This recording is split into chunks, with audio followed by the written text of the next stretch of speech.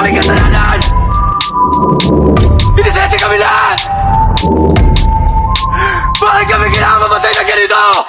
Katalang-talangang katipunan ng mga anak ng bayan. Unitin ang sedula! Bayan ng Cavite Viejo, lalawigan ng Cavite, ngayong ika-12 ng Hunyo, 1878,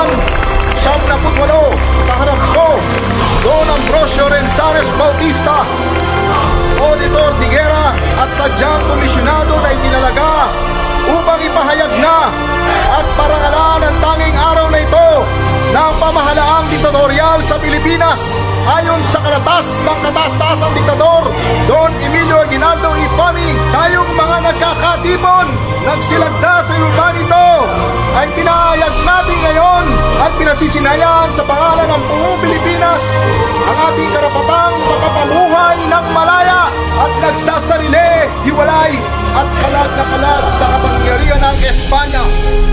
At ngayon, hawak ko na ang watawat na aking winawagayway sa harap nitong kapulungan at nanunumpa naman tayong lahat ng buong taimtim na ito'y mamahalin at ipagtatanggol hanggang sa kauli-uli ang patak ng ating dugo.